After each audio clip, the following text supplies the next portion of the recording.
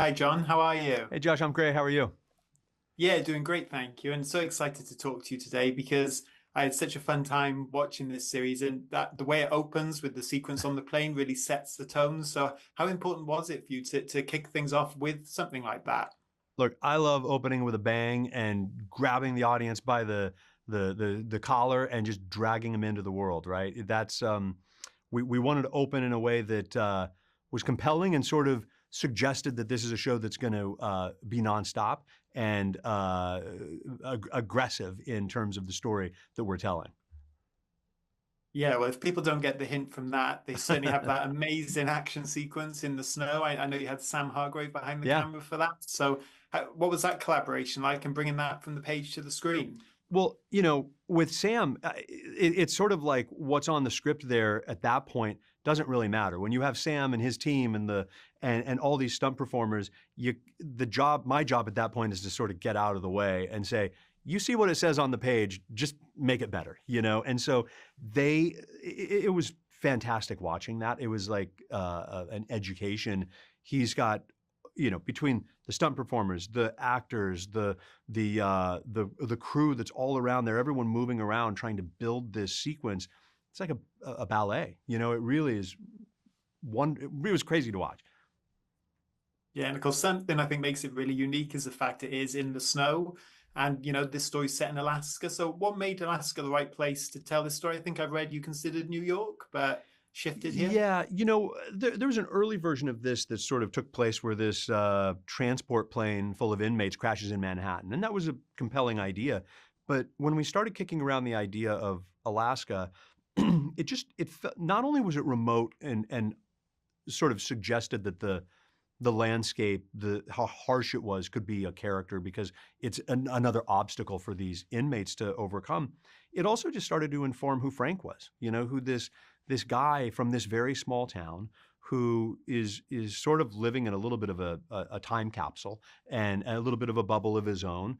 His values are maybe a little bit old fashioned, and he lives in a place where you have to depend upon your community. You're inevitably going to need somebody's help, and he embraces that, and that really started to inform who the character was and what the show could be, where you take that small of a life and put it on a collision course with these lunatics running loose in the woods. What could go wrong? That just sounded fun to me. Yeah, for sure. And another quote I saw from you that I loved was that this series is a love letter to summer 90s blockbusters. And, Yeah. I grew up on those. I love that tone is very much in the show, mixed in with a little bit of obviously what you did on the Blacklist. So, how Yeah. much did you enjoy taking those genres and mashing them up for this series? Yeah, well, it is a mashup. I'm glad you say that. I think the thing that's important about those films and what I enjoyed so much about them and looking back at them is that they're fun. Like it doesn't have to be like eating your vegetables, watching a TV show and self-reflecting about the world and what's going on. It can be a very smart show, but it also can be a place to forget about your problems for a while and just to go on a wild ride. And that's what we're really trying to do and lean into that. And I hope audiences feel that in watching it. Yeah, for sure. And of course, you got Jason Clarke leading the series, and I know he was executive producer as well. So, what did you really enjoy about that collaboration, both obviously in front of the camera and then behind it as Yeah. well? Yeah, Jason's great. When he came on, you obviously have to kind of look back. I think we'd only written 2 scripts at the time, but you have to kind of go back and look at the material and make sure this lines up, because not only does Jason present, I think, a warmth and a sort of everyman aspect in the show, he's still Jason Clarke, and you're not going to pull one over on him, and he's capable and smart. And so that sort of helped inform who the character was. But at the same time, with Jason as a producer on the show, he just leads by example. He's a professional. He shows up. He knows that we're all here pulling on the same oar, trying to get the job done. And it was a very demanding shoot. It was very physical, and he was a trooper. He was the tip of the spear. Yeah, I mean, it's a great cast from top to bottom, but I think one of the surprises for me was seeing Johnny Knoxville pop up. I think obviously going to surprise people. How did that come about and finding the right role for him as well? I think casting brought him up. I'm not sure where that came up, but Johnny he's fun in the show. He was even more fun behind the scenes. Johnny had started to email me at one point about Cliff, another actor in the show, and the take he had on his character and some certain wardrobe choices he wanted to do, which were terrible ideas. And it took about a week and a half for me to realize he was completely screwing with me. And I took it as such a badge of honor that Johnny Knoxville had completely gaslit me. And he was fun. And we have such a great cast. That I think is what's so fun about each episode, is going in and sitting with each one of these inmates. You know, each episode we sort of put a spotlight on a different one. And I think they're all super fun to watch for different reasons. Yeah, for sure. You know, talking of obviously having these 10 one-hour episodes, was that a must for you? And compared to obviously if you told this film like one of those summer blockbusters in 2 hours, did you really feel you needed that time to do right by these characters and the story you wanted to tell? Yeah, I think what was so lovely about that is going into it, we recognized that a lot of those old movies, because they were a tight 90 minutes, they didn't have a lot of time to go into, you know, there's a lot of shorthand between what the relationships were and the family.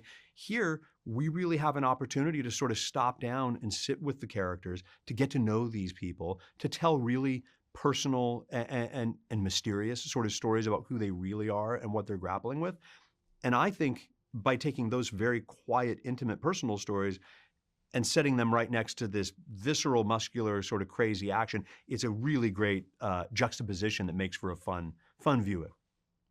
Yeah, and obviously I know you said the weather is a character, and I would Yeah. definitely agree with that, having watched the series, but to be shooting up in the wilds of Canada in the cold, logistically, was that a bit of a nightmare or something you obviously managed to make work? It was it was crazy. Look, I love the winter. I'm always hot, so the winter is definitely my time. And I will admit it was crazy. We had, you know, crew dragging in cameras and microphones and equipment on sleds, and people snowshoeing in and bringing actors to set on snow machines. You know, there were times where it was a little dicey, and the temperatures were rugged. I mean, I was usually like in a little video village tent next to a propane heater, trying to, you know, stay warm. Say, great guys, go do another one. It'll be fantastic, you know. But the cast were troopers, and our crew was fantastic, and it was a beautiful place. Yeah, for sure. And I really liked about this series how it comes together at episode one with obviously this mysterious man, Havelock, pulling Frank, just this normal kind of family man, Yeah. into his orbit. So to explore that relationship, which I think goes to some fascinating places, was that one of the biggest draws of telling this story for you?